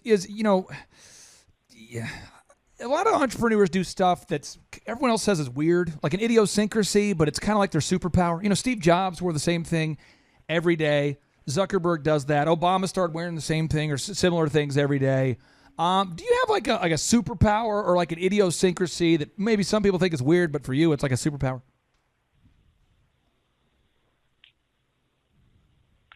I personally don't think so. I think I write down a bunch of notes on pieces of paper, and I have a million pieces of paper in my hand, and then in my pocket, and then I go in and jot them down during that. When I said I go to bed at 2 a.m, it's when I'm organizing all those notes. That's probably about it. And then most people know me from wearing my suits and being somewhat fashionable, but I'm usually in a hoodie and sweats all the time, so I'm comfortable because I do wear suits so often, and when I have that time to relax, I don't want to think about what I need to wear. I just throw it on, very much as Zuckerberg look, but with sweatpants and run around, and people are just usually surprised at that. All right, well, Paul Hood, you got time for one final question, then Corey Mentor. So, Paul, what's your final question? Gotcha. Well, I messaged my team, which 2 of them are my sons, and one of my sons wants to know how proactive is your accountant, but I told him it's probably not appropriate. So here's one question. How many people who make it to Shark Tank don't know their financials or don't have an accurate financial? I would say probably about 50%. Okay. 50%. Okay, Corey. It's not that they don't know it. They're not accurate. They're not taking in a certain amount of things such as what's their salary, who are they paying elsewhere, how much, they don't know how much interest is they're paying, and right. They don't realize how it's going to end up. Yeah. Well, we teach our clients that, if you're trying to lose weight, you never step on the scale or the scale is in Chinese, it doesn't do you any good. So you got to know those numbers. Why are you ripping on Chinese scales all the time? It's like the third or fourth time you ripped. Okay. Corey, what is your final question for Damon John? Yeah, last question here, Damon. You had mentioned just briefly the influences that your mother and your stepdad had on you growing up and how they shaped your perspective. I'm curious, did you have a mentor specifically in the area of a business mentor? And then what was there any lessons that you learned from them that were really like difference maker type changes in your pathway to business? Excellent question. I had mentors. I didn't realize that they were mentoring me at the time, but my first external mentor was a guy who owned a corner store in my neighborhood. His name was Tim. He was a veteran, and I used to go. I didn't know what interning was, but I would go at 10 years old, 11 years old, and I'd sweep up the store for candy. But he understood the fundamentals of business. So a lot of people out there looking for mentors, they don't need the Bill Gates and the Warren Buffetts of the world. I think that, like what you're doing right now, if you know somebody who's been in business 20 years, who I don't care what they own, they've learned how to deal with, they know their numbers, they learn how to deal with financing and competition and all kind of different changes. So Tim used to teach me about, how to deal with customers. How about my inventory? You either, there's 2 ways to operate business: increase sales or reduce costs, right? There's only 3 ways to deal with a customer. There's acquire a new one, upsell a current one, or make one buy more frequently. And I would learn these things from like Tim, and then I would later go on and I would learn from different other mentors about customer service, about over providing for the customer, about quality insurance. But I would do that over the course of my 20 years growing. I would always seek mentors, and even till today, I still have gone out to seek other mentors, depending on where my life is going. So I think life is a series of mentors. Damon, John, I appreciate you so much for being on the show. And if you're out there today and you're quarantined and you're stuck at home, you might be looking for something to do. And I might recommend that you read a book, because your mind becomes what the mind is fed. So pick up a copy today of Damon John's new book, Power Shift: Transform Any Situation, Close Any Deal, and Achieve Any Outcome. And if you're looking to lose weight, don't eat for the next 2 days. Save up the $20 needed and buy a copy of Power Shift: Transform Any Situation, Close Any Deal, and Achieve Any Outcome. Damon John, thank you so much, boss. I really had a good time. And you know what? There's about 4 questions on here that I've never been asked, and it's going to make me think about how I can share that with my audience too. So I really appreciate the conversation we had, and the music. I may have to do some of that music too. So thank you for inspiring me. And we like to end each and every show with a boom, because boom stands for big, overwhelming, optimistic momentum. And that's what it takes to build a business and to grow a brand to the next level. Well, folks, on today's show, on part 1 of today's show, we had the opportunity to interview Damon John, the guy behind FUBU. And he was sharing with us about how he got started as an entrepreneur. And there's a lot to be learned there. However, on part 2 of today's show, I want to introduce you to a man who's based in Tulsa, Oklahoma. And let me tell you the 5 areas that this man has had success in. And there could be more, but he is a former member of the SWAT team. So that's like the highest level of the law enforcement community. This is a man who is a professional athlete. This is a man who is a best-selling author. This is a man who is a movie producer, film producer guy. This is a guy who is an entrepreneur. This is a guy who is, we're getting into 6 now. This is a guy who's a doctor. This is a guy who has been on the Thrivetime show. That doesn't count as a win, but he's been successful in 6 different areas. And we're going to talk about what we talked about on part 1 of today's show, the rhythm of entrepreneurship, which is define what you think is going to work, act, measure, refine. Define, act, measure, refine. That's the rhythm. Define what you think is going to work. Act. Oh, yes. Take action. Then measure the results. Then refine. And with that being said, Dr. Sherwood, welcome onto the Thrivetime Show. How are you, sir? I'm doing great, and I will beg to differ. I think that one of the greatest achievements, successes that I've had is being able to be a consistent guest on the Thrivetime Show for a number of years running. That's got to be some kind of record, Clay. Seriously, man. Well, I'll tell you what, we love having you on the show because you can talk medicine, you can talk health, you can talk wealth, you can talk entrepreneurship. I want to get into this define, act, measure, refine process. Step 1, you have to, take the time to research and to define what you think is going to work. So let's just say that somebody goes to Sherwood.tv, your website, and they say, look, I'm weighing 190 pounds and I want to get down to 160 pounds. So let's just say someone's watching this, they weigh 190, they want to get down to 160, or a woman's watching this, she weighs 150, she wants to get down to 120, or whatever that number is. You have to define what you think is going to work. And I think a lot of people think something was going to work, maybe a fad diet. It didn't work. They thought maybe a fad workout routine would work. It didn't work. But maybe they at least acted. So let's talk about that for a second. Why does everybody out there need to take the time to really clearly define what they think is going to work before they rush into action? Well, if you've got the wrong target, you're going to be aiming at the wrong thing. For example, what you just said, I think I always sort of refine their target in a situation like that. Somebody comes in, they want to lose X number of pounds. I'll refine that and say, wait a minute. Don't target weight loss. Let's target body composition change. In other words, I want to see less excessive fat and more lean muscle tissue. And I want to move your percent body fat from where it is now to this percent body fat. And they're like, oh, I haven't thought about that. And that takes the pressure off of that person at that moment in time, because I can say it's no longer about your weight, but it's about a body composition analysis that we can measure clearly to show improvement over the course of time. So again, even just in the process of talking to you about optimizing someone's health, you're going to help them define goals that make more sense. Now, eventually somebody has to act. So let's say that you sat down with a patient, you did a consultation, and you say, all right, Carl, we're going to help you lose 20% body fat or 10% or 5% or whatever the number is. Walk us through the actions. What kind of actions are you going to guide somebody through?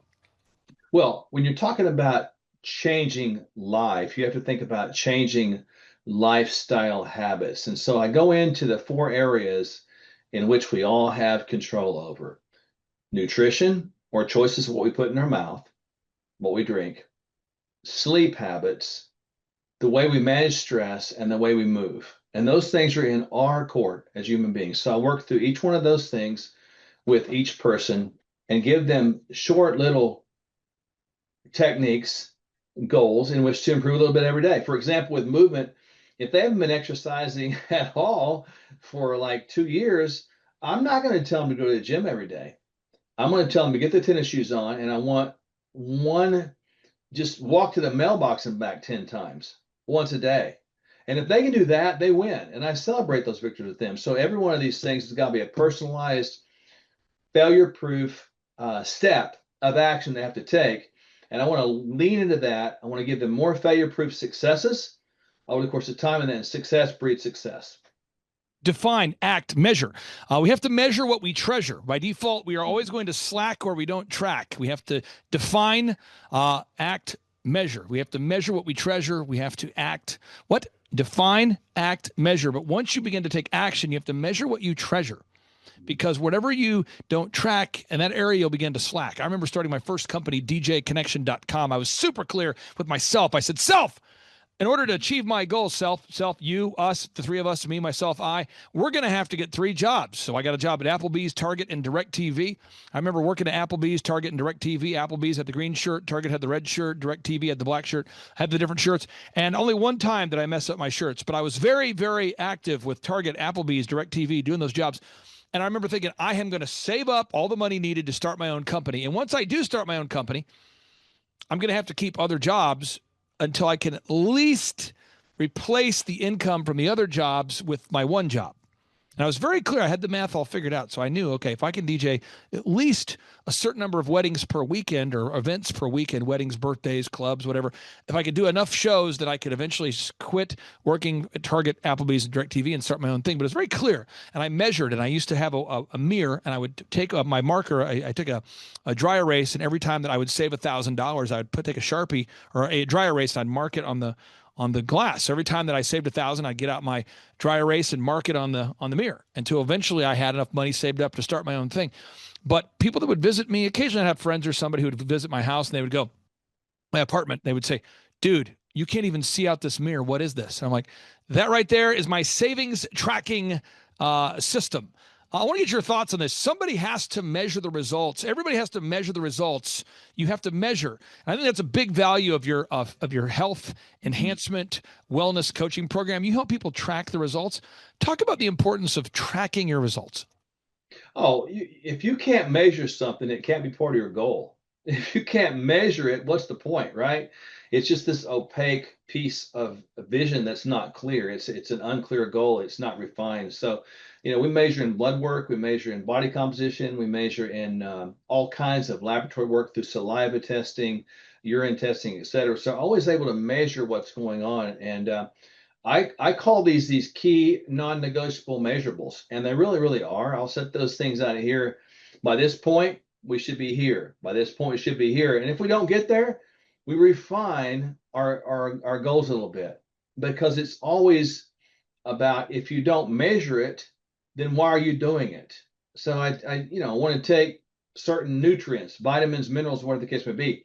I need to be able to measure the micronutrient values at the intracellular level. So I have a test to do that. So I know that I'm just not taking something for the giggles and grins, hoping it does and gets to where it's supposed to go without me measuring it.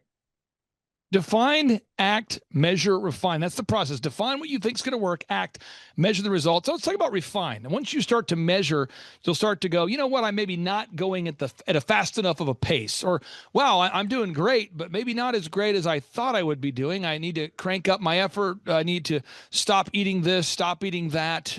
In the business context, maybe this advertisement's working, this advertisement isn't. This strategy is working, this strategy isn't. Let's talk about the define, act, measure, then the refine. I think a lot of people get hesitant to change what's not working. There's somewhat of a habit, a habitual poverty, where somebody has a plan that doesn't work, and for some reason they're loyal to dysfunction. I'm not exactly sure what that cosmic habit force is where we're loyal to dysfunction. I call it jackassery, the wealth repelling disorder known as jackassery. But talk about that for a second. Define, act, measure, refine. Eventually, once you've measured, you're going to have to refine and make adjustments. Let's talk about that for a second. Well, just like repeated positive inputs create this repetitive known outputs. The same is true with positive or negative thoughts and verbalizations and patterns. Now, I've watched people that are stuck in a pattern of sickness, and they would rather talk about something they know, even though it's dysfunctional, as opposed to something they don't know because they're too scared to go a place they don't know, even though they know it's better. So they stay in that sick position like that. I see people do that financially. I see them do it emotionally. I see them do it physically, Clay, and they just don't move past that. I've watched people get from place of sickness too many times. They talk about sickness all the time. And I've said this on this show and many others. The greatest distractors in life are death, disease, sickness, and lack. We're always talking about those things. That's where we're stuck. And so we always got to shift out of those things, refine what we're doing for the right reasons, and build new repetitive patterns and habits. Because like you mentioned, you call it jackassery. It is stuck in poverty mentality. The mentality is all wrong. They can't seem to have a success mentality because they're so used to having the failure mentality. And that's got to be repetitively trained out of a person. Now, Dr. Sherwood, with limited time we have, my family and I will be headed out of town here for we'll call it an adventure, a multiple country adventure. And so before we head out, I want to make sure we interview on today's show and let you impart your wisdom on the people. So I'm going to pull up your website here so everybody out there who's tuning in can learn more about you. They can choose to connect with you or your team there. But I will say this as I pull it up. I know in my life, people in my own life that I know very well who've reached out to you. And I know you would not define it this way, but I'm going to, and then you can rebuke me. But people I know who said, look, I'm north of 50 and I want to lose more than 50 pounds. I know people in my life who've said, I'm over 50 years old and I want to lose more than 50 pounds. And I know of two people in particular that have lost over 50 pounds after the age of 50. Now, I know people under the age of 20 who wanted to lose 20 pounds who've also done that with you. So I've seen people optimize their health, and I know you focus on the body fat percentage and the things that matter. But I just want you to know how us common people, how they've described it, how these people have described it to me. They've said, look, I'm over the age of 50. I need to lose 50 pounds, and they are beyond happy with the results. I know people who are under the age of 20 who said, look, I'm not even 20 years old. I want to lose 20 pounds, and you've helped them too. So let's talk about the process. If somebody goes to Sherwood.tv, what's the best way for people to connect at Sherwood.tv, sir? Well, they're going to click on that button right there, book a consultation. And there's two ways that can do that. We have a free webinar, which is the second Tuesday of every single month. And it's free. One of your big repetitive good habits you do is you say things 3 or 4 times during a podcast. This is a free webinar, free. And people can go there for, did I say free? Yes, I said free. And then we present what we do and they get to ask questions. That's one way. And if they want to just fast forward to the consult, we'll meet with them and we talk to them. I want to hear the story, who they are, where they are, how they are, and where they want to go. And then we set a tone, we set the goal, we refine that goal. And just like you talked about in today's show, we work backwards with action steps from the goal backwards to just make sure they get to that action, that achievable, refined goal. And I want them to get to there and beyond for the rest of their days. Folks, if you're learning today and you've learned anything at all, check out Sherwood.tv, Sherwood.tv. Dr. Sherwood, I won't be on the show with you next week, but we'll rejoin you here in a couple weeks. I really do appreciate your time and your energy. Again, folks, that's Sherwood.tv. And folks, if you're looking for a doctor who can rip a phone book in half with his bare hands, check out Sherwood.tv. Talk to you soon, sir. All right. See you, Matt. Bye-bye. Are you looking to start or grow a super successful business? Join Eric Trump, the New York Times bestselling author of The Carnivore Diet, Sean Baker. Join hundreds of real business owner client success stories at the highest rated business conference in America. Join Mel K, Julie Green, Amanda Grace, Pastor Dave Scarlett, and myself in Tulsa, Oklahoma, November 5th and 6th. Attend the most real, the most authentic, the highest rated, and most reviewed Ultimate Business Growth Workshop. During this 2-day interactive business workshop, you're going to learn everything you need to know to make your business grow. Learn how to generate more sales. Learn how to produce additional high-quality inbound leads. Learn how to create repeatable systems. Learn how to build a successful business. And learn how to do it now. If you've ever wanted to learn how to start and grow a super successful company, this is the event for you. At our 2-day interactive business workshop, we will teach you specifically every step that you need to take to start and grow a super successful company. We will teach you specifically how to get to the top of the Google search engine results, how to dominate artificial intelligence search results, how to market via social media, how to generate more leads, and how to get in front of your ideal and likely buyers. We're going to teach you the step-by-step processes that you need to learn in order to hire, inspire, train, and retain high-quality employees and teammates. We're going to teach you specifically what you need to learn to manage a team of people. We're going to teach you how to manage your finances, how to look at the numbers, and to figure out the specific steps that you need to take to create a time freedom and financial freedom producing business. At the Thrivetime Show 2-day interactive business workshop, we've been teaching entrepreneurs everything they need to know to start and grow a successful company since 2005. In fact, at our 2-day interactive business workshops, we're going to teach you marketing, systems and scaling, human resources, accounting, social media marketing, branding, search engine optimization, sales training, financial management, and so much more. You can learn more and request tickets today simply by going to thrivetimeshow.com. Yes, you can request tickets today simply by going to thrivetimeshow.com. That's the website. Join Eric Trump, myself, and Team America live and in person at the Thrivetime Show 2-day interactive business workshop, November 5th and 6th in Tulsa, Oklahoma. My name is Kevin Thomas, and the name of our company is MultiClean. We are a commercial janitorial service, and we serve the entire state of Oklahoma and Kansas and soon to be Arkansas. We have probably grown probably 5 times. We've added, I think when we first started with you, we had 60 to 65 employees. And now we have a little over 300 employees. Before we got involved with Thrivetime, we didn't really have any systems or processes in place.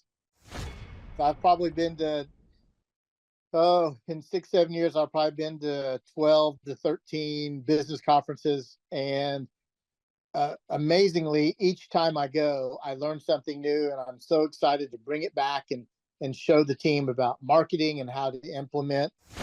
Okay, Aaron Antis, November 5th and 6th. Guess who's coming back to Tulsa? I will give you a hint. His first name is Eric, and his last name is Trump. Whoa. And his father is the 47th president of these United States. Yes, Eric Trump is joining us once again here September 25th and 26th in Tulsa, Oklahoma for the 2-day interactive Thrivetime Show Business Growth Workshop. But Eric Trump is bringing friends. Yes, ladies and gentlemen, Amanda Grace will be in the place. Dr. Stella Emanuel will be here in T-Town in Tulsa, Oklahoma. Julie Green will be on the scene. Mel K will be here to say hey. Dave Scarlett from the His Glory team will be here. It's going to be a blasty blast right here in Tulsa, Oklahoma. If you want to start or grow a super successful company, if you want to make your wallet great again or make your wallet great for the first time, if you want to learn marketing, systems, scaling, human resources, accounting, social media, branding, search engine optimization, sales training, financial management, and more, get your tickets right now at thrivetimeshow.com. Once again, that's thrivetimeshow.com. Hey, I'm Ryan Wimpy. I'm originally from Tulsa, born and raised here. I've definitely learned a lot about life design and making sure the business serves you. The linear workflow for us and getting everything out on paper and documented is really important. Like we have workflows that are kind of all over the place, so having linear workflow and seeing that mapped out on multiple different boards is pretty awesome. That's really helpful for me. The atmosphere here is awesome. I definitely just stared at the walls, figuring out how to make my facility look like this place. This place rocks. It's invigorating. The walls are super, it's just very cool. The atmosphere is cool. The people are nice. It's a pretty cool place to be. Very good learning atmosphere. I literally want to model it and steal everything that's here at this facility and basically create it just on our business side. Play is hilarious. I literally laughed so hard that I started having tears yesterday. And we've been learning a lot, which, you know, we've been sitting here, we've been learning a lot, and so the humor definitely helps. It breaks it up. But the content is awesome, off the charts, and it's very interactive. You can raise your hand. It's not like you're just listening to the professor speak, you know. The wizard teaches, but the wizard interacts and he takes questions, so that's awesome. If you're not attending the conference, you're missing about 3/4 to half of your life. You're definitely, it's probably worth a couple $1,000s. So you're missing the thought process of someone that's already started like 9 profitable businesses. So not only is it a lot of good information, but just getting in the thought. Clay Clark is here somewhere. Where's my buddy Clay? Clay's the greatest. I met his goats today. I met his dogs. I met his chickens. I saw his compound. He's like the greatest guy. I ran from his goats, his chickens, his dogs.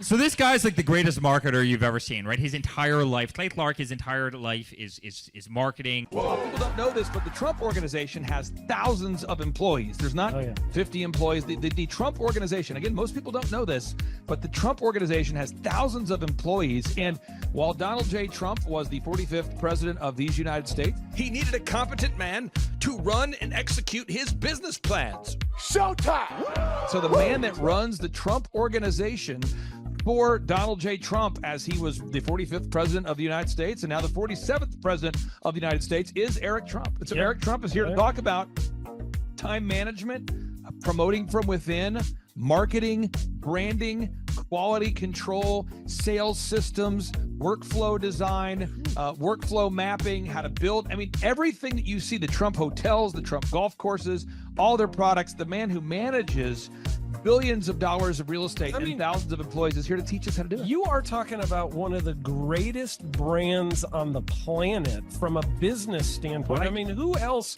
has been able to create a brand like the Trump brand? I mean, look at it. And this is the man behind the business for the last, pretty much since 2015. He's been the man behind it. So you're talking, we're into 9 going into 10 years of him running it, and we get to tap into that knowledge. That's going to be amazing. Now, think about this for a second. But that Clay Clark, man, he is one character.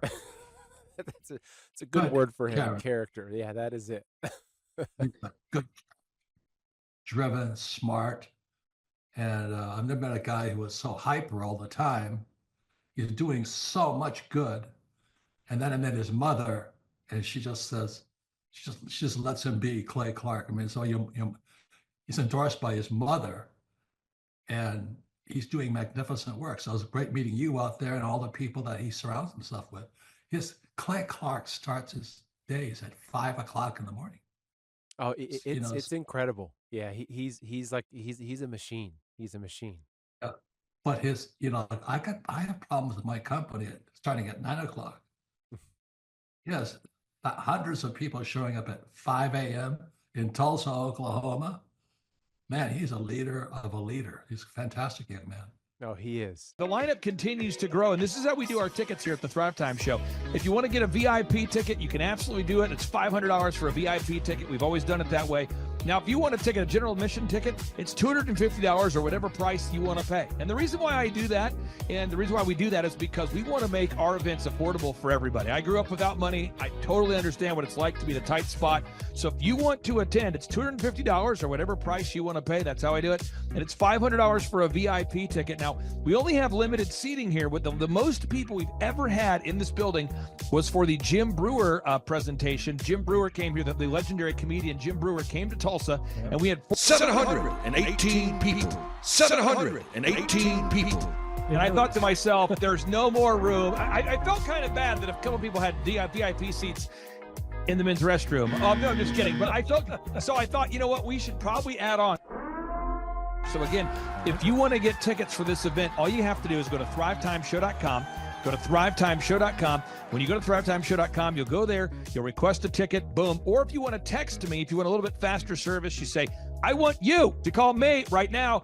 Just text my number. It's my cell phone number, my personal cell phone number. We'll keep that private between you, me, everybody. We'll keep that private. And anybody. Don't share that with anybody except for everybody. That's my private cell phone number. It's 918-851-0102. 918-851-0102. I know we have a lot of Spanish-speaking people that attend these conferences, and so to be bilingually sensitive, my cell phone number is 918-851-0102. That is not actually bilingual. That's just saying Juan for a one. It's not the same thing. I think you're attacking me. Now, let's talk about this. Now, what kind of stuff will you learn at the Thrivetime Show workshop? So, Aaron, you've been to many of these over the past 7-8 years. So let's talk about it. I'll tee up the thing, and then you tell me what you're going to learn here, okay? Okay. You're going to learn marketing and branding. What are we going to learn about marketing and branding? Oh, yeah. We're going to dive into, so many people say, I got to get my brand known out there, like the Trump brand, right? You want to get that brand out there. It's like, how do I actually make people know what my business is and make it a household name? You're going to learn some intricacies of how you can do that. You're going to learn sales. So many people struggle to sell something. This just in, your business will go to hell if you can't sell. So we're going to teach you sales. We're going to teach you search engine optimization, how to come up top in the search engine results. We're going to teach you how to manage people. Aaron, you have managed, no exaggeration, hundreds of people throughout your career and thousands of contractors. And most people struggle with managing people. Why does everybody have to learn how to manage people? Well, because first of all, you either have great people or you have people who suck. And so it can be a challenge, learning how to work with a large group of people and get everybody pulling in the same direction can be a challenge. But if you have the right systems, you have the right processes, and you're really good at selecting great ones, and we have a process we teach about how to find great people.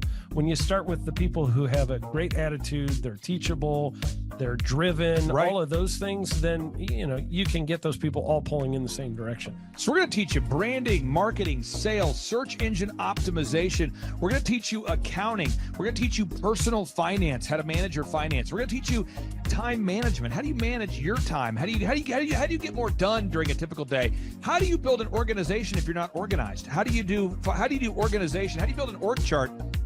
Everything that you need to know to start and grow a business will be taught during this 2-day interactive business workshop. Now, let me tell you how the format is set up here. And again, folks, this is a 2-day interactive 15. Think about this, folks. It's 2 days. Each day it starts at 7 a.m. and it goes until 5 p.m. So from 7 a.m.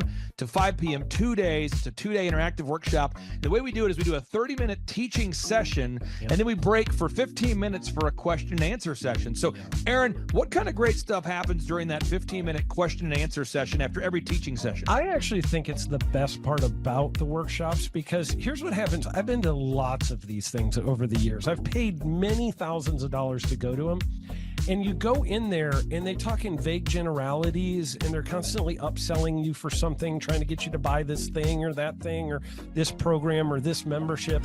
And you leave not getting your very specific questions answered about your business or your employees or what you're doing on your marketing. And what's awesome about this is we literally answer every single question that any person asks, and it's very specific to what your business is. And what we do is we allow you as the attendee to write your questions on the whiteboard. Yep. And then we literally, as you mentioned, we answer every single question on the whiteboard. And then we take a 15-minute break to stretch and to make it entertaining when you're stretching. This is a true story. When you get up and stretch, you'll be greeted by mariachis. Sure. There's going to probably be alpaca here, llamas, helicopter rides, a coffee bar, a snow cone. There's just... You had a crocodile one time. That was pretty interesting. I should write that down and actually do that. Sorry for that one guy that we lost. The crocodile, we duct taped its face so that we duct taped. No, it was a baby crocodile. And it was duct tape. Yeah, duct tape around the mouth so it didn't bite anybody. But it was really cool passing that thing around and I should do that. We have a small petting zoo that will be assembled. It's going to be great. And then you're in the company of hundreds of entrepreneurs. So there's not a lot of people in America today. In fact, there's less than 10 million people today, according to U.S. Debt Clock, that identify as being self-employed. So if you have a country with 350 million people, that means you have less than 3% of our population that's even self-employed. Yeah. So you only have 3 out of every 100 people in America that are self-employed to begin with. And when Inc. magazine reports that 96% of businesses fail by default, You have a 1 out of 1,000 chance of succeeding in the game of business. But yet the average client that you and I work with, we can typically double this. And this is no hyperbole, no exaggeration. And I have thousands of testimonials to back this up. We have thousands of testimonials to back it up. But when you work with a home builder, when I work with a business owner, we can typically double the size of the company within 24 months. Yeah. Double. And you say double? Yeah, there's businesses that we have tripled. There's businesses we've grown 8x. There's so many examples you can see at thrivetimeshow.com. But again, this is the most interactive, best business workshop on the planet. This is objectively the highest rated and most reviewed business workshop on the planet. I was looking to learn how to take my business, like they've said today, from being very successful to being systematic. I've got a very successful practice in 3 different cities, make good money. Just want to take it to the next level with systems and processes to where I can drive my cars more.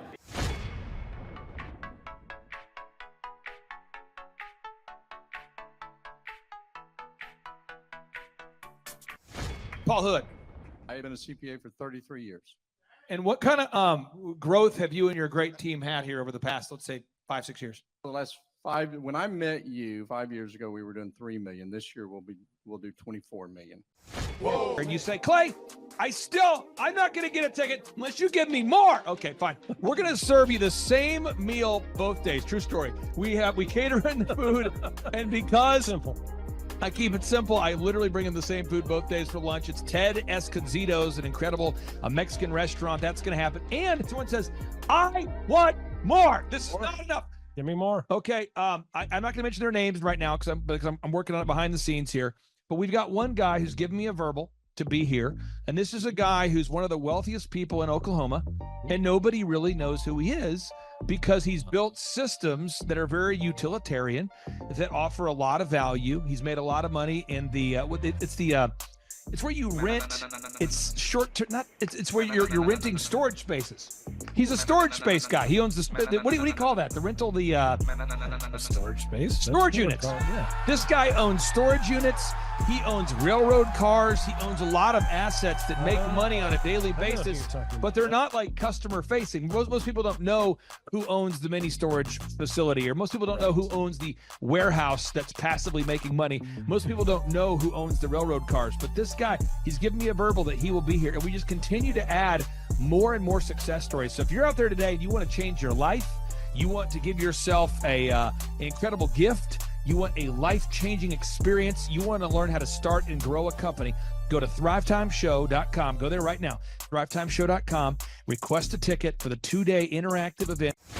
Hey, how's it going? I'm Thomas Cristen, owner and founder of Full Package Media in Dallas, Texas. I've been a coaching client with Clay Clark since the beginning of our business.